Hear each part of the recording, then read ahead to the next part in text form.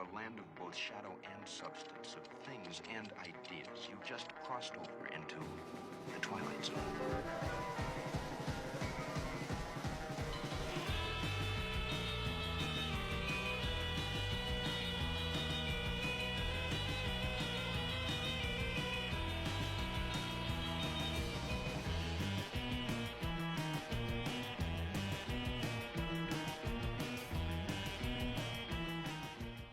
Let us suppose, then, that these objects are real space vehicles, extraterrestrial in origin, and not an illusion of the mind.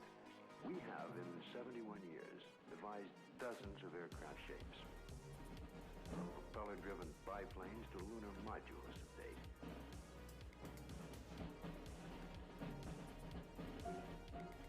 And by projecting into the future, it's conceivable that our technology may lead us to similar developments. As to the UFO's behavior, if they are space vehicles, they appear to have movement in advance of our understanding of what is possible in the 20th century. But we must realize, however, it stretches our imagination.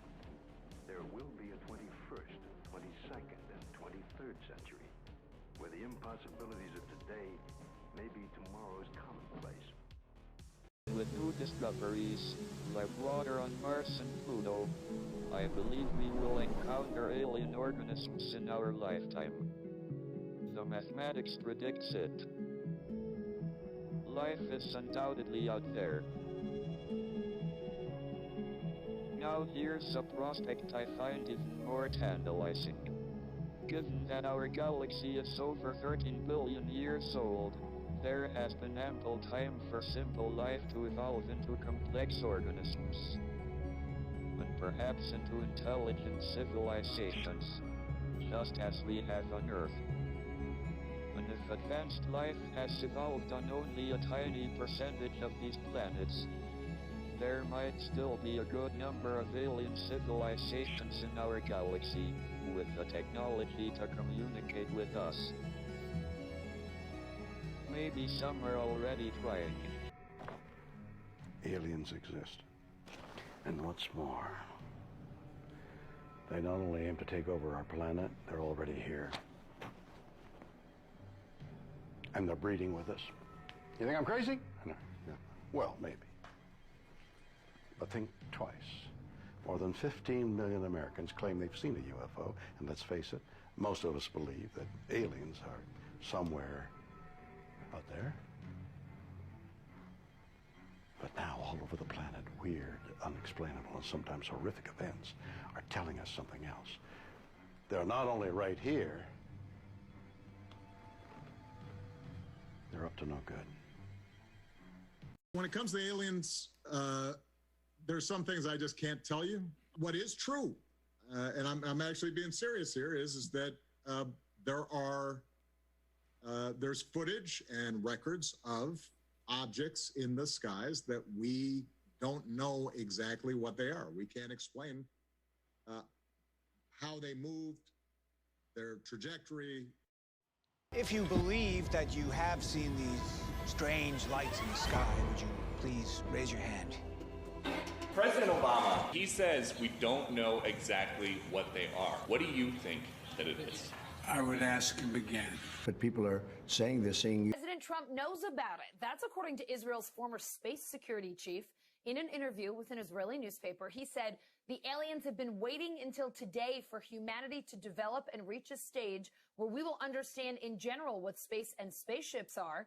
NBC News chief global correspondent Bill Neely explains this one.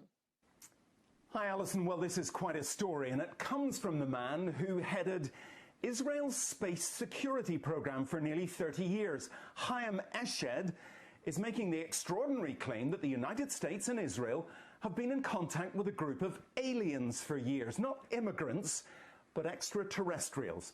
He has called them the Galactic Federation of Aliens, and he says President Trump is aware of the existence of these aliens and had been on the verge of revealing their secrets, he claims, but was asked not to do so by the Federation in order to prevent what he calls mass hysteria. Well, the retired general says the US and Israel have kept it from the public because, quotes, humanity isn't ready and the aliens don't want to reveal themselves until humanity can evolve, he says, and understand what space... Obsession with antagonisms of the moment. We often forget how much unites all the members of humanity. Perhaps we need some outside universal threat to make us recognize this common bound. I occasionally think how quickly our differences worldwide would vanish if we were facing an alien threat from outside this world. And yet, I ask you, is not an alien force already among us? Chief of Staff talk to you or concern you about the unknown and the unidentified flying object? Oh, yes, we discussed it at every conference that we had with the military, and they never were able to make me a concrete report on. Do you have anything on the subject, sir? No, I haven't anything on the subject, and I haven't anything on the subject, and they haven't anything on the subject, and they haven't anything on the subject, and there's always things like that going on. Flying saucers, and they've had other things, you know. Ronald Reagan encounters UFOs and alien abduction. The incident happened while Reagan was serving as governor of California. He and his wife Nancy were on their way to attend a Hollywood type party. By the time they arrived, they were unbeknown to them an hour late with a strange story to tell. They had seen a strange light flying at the side of their car as they made their way along the highway. Reagan stopped the car so he might get a better look at the object. Both he and Nancy viewed the strange light for moments only before continuing on their way. Speculation is the missing time Ronald and Nancy were seemingly experiencing was proof of an alien abduction encounter. The second incident occurred in 1974 while flying to Bakersfield, California. A strange bright light became visible to both Reagan and the pilot, Bill Painter. The strange craft remained at their side for several moments before vanishing at an alarming rate. Please follow the order of light.